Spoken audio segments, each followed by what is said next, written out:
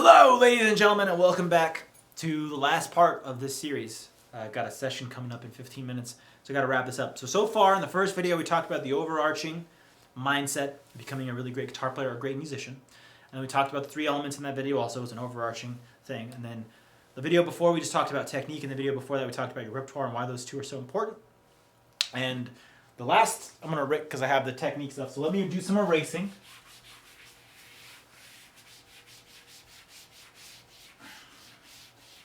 You know, most people would probably have left the video by now, but if you didn't leave the video, that means you have focus.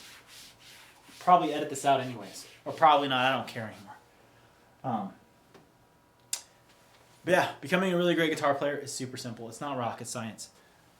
Make a list of 30 songs, practice scales and arpeggios, and connect those eventually, because you're going to notice the songs are connected with technique. Right? So you typically, most guitar players who are intermediate, you get that. You need to practice your scales, your arpeggios, and then you know some songs, and you start to see everything's connected with scales and arpeggios.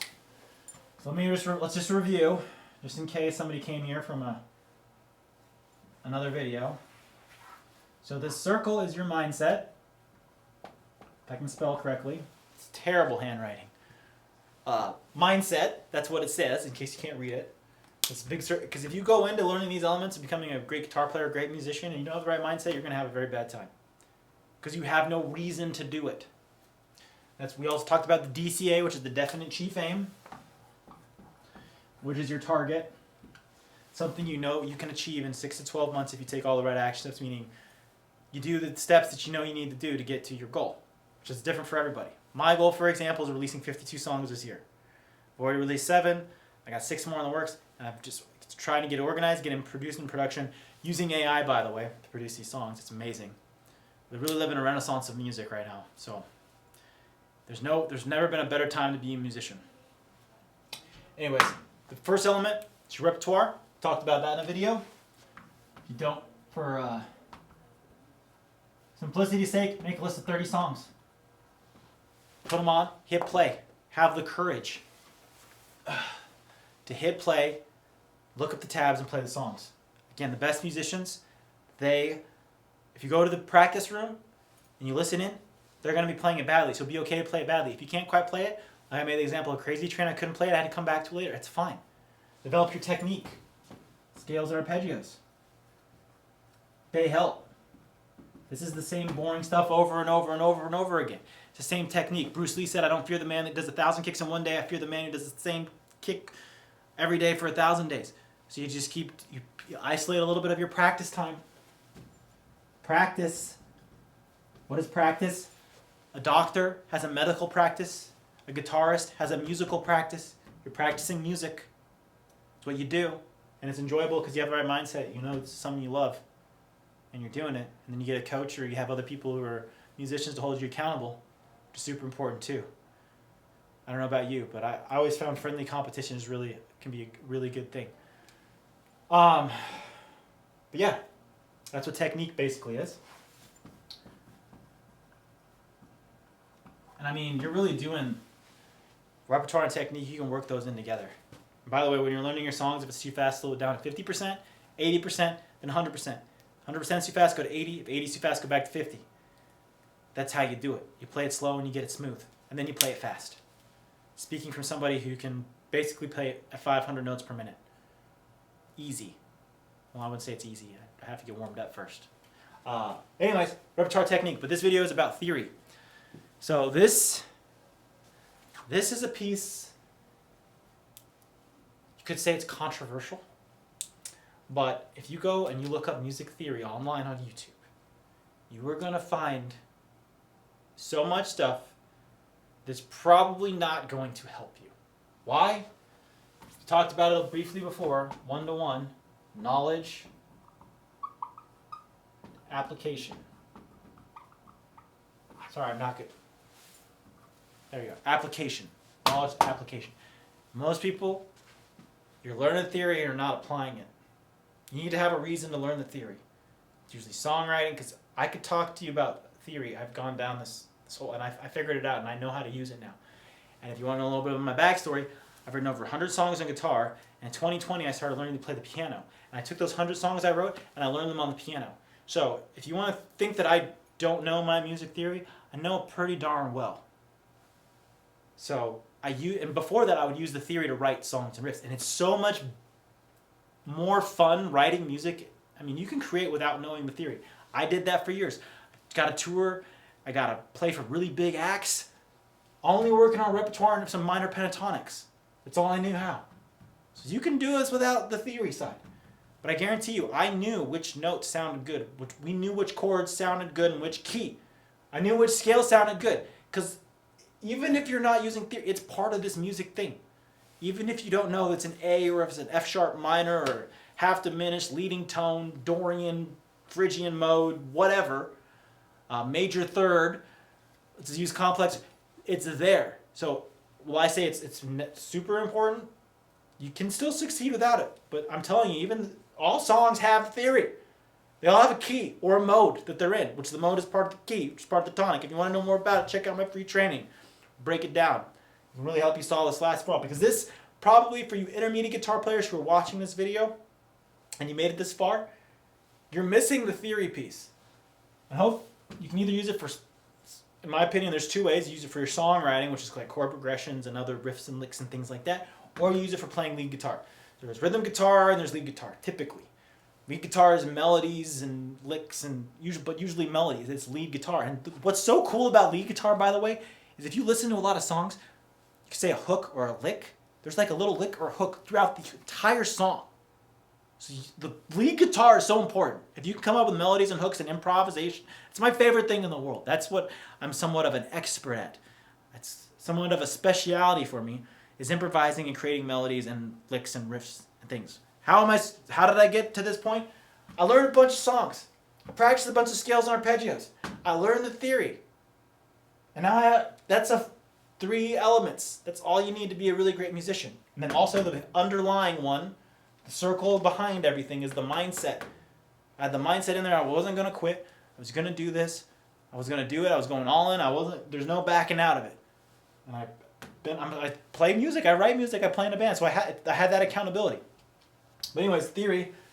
You want to learn first the major scale formula. But even before that, there's 12 keys total. Okay? Major scale formula is the most important piece. But there's an underlying thing even within that. And that's, you need to know there's 2 notes that have a half step between them. If you know what those are, you know it's B to C and E to F, that's great. But you don't just need to know that mentally. You need to know it like second nature. Because the faster you can figure that out, the faster you can create and you can improvise. But if you have to think about B to C and E to F as a half step, that's going to be the first hurdle you're going to have to get through. The next hurdle is going to be finding the root notes of the chords, especially on the E and the A string, because most music just uses the E shape and the A shape. This whole cage system, it's using the D shape and the C shape and the G shape, which is G shape you never even use. C shape, maybe I've used it once, twice. And the D shape, I'll use and drop D, but I won't use the way it's taught. Anyways, you need to learn the B to C and E to F as a half step. That's your first step in the music theory. How do you do that? There's something I call 2-string theory, which is basically the major scale formula, and you learn it in the key of C.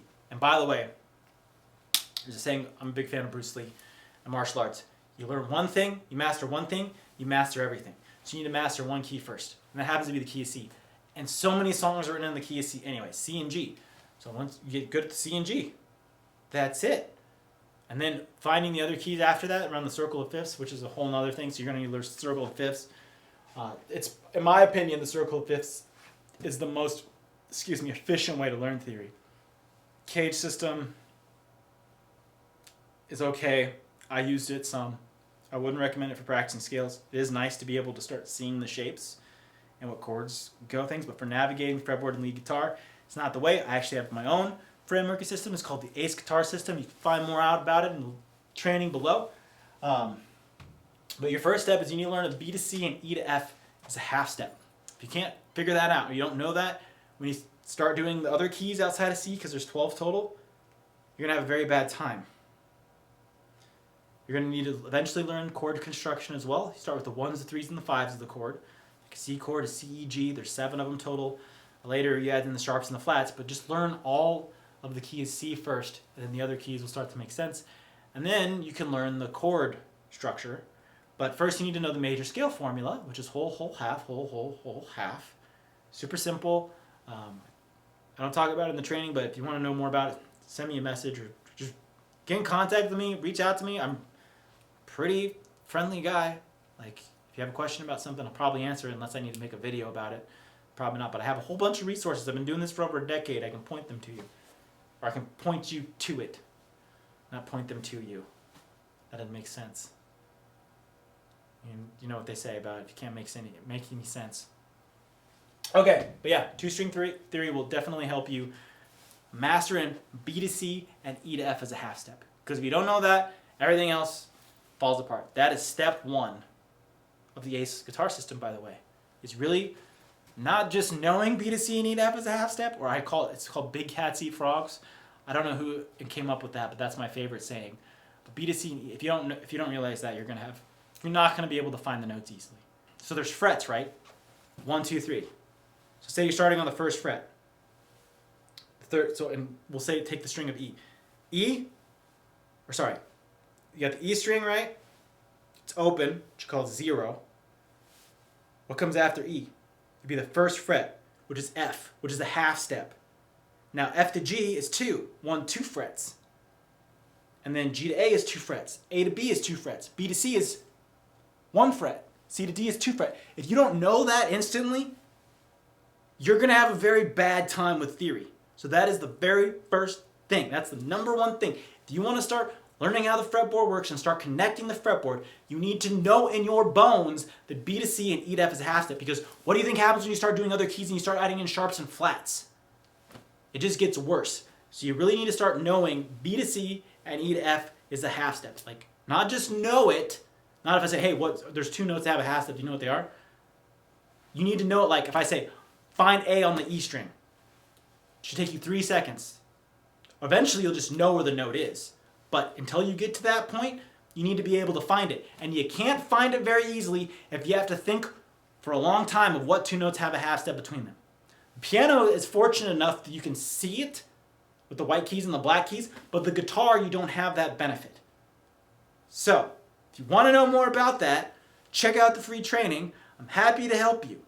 And I will show you how to just rip up and down the fretboard.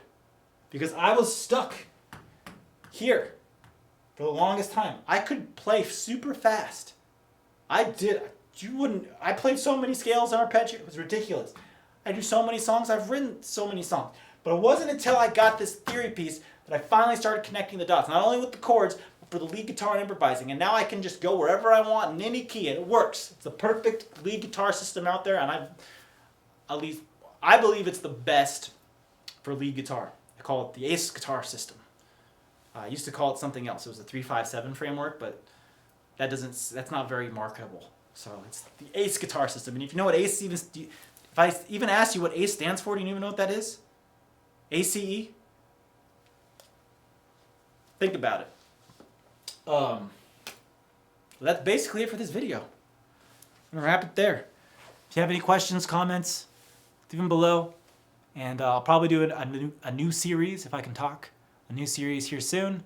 But I really wish you guys the best of luck on your guitar journey.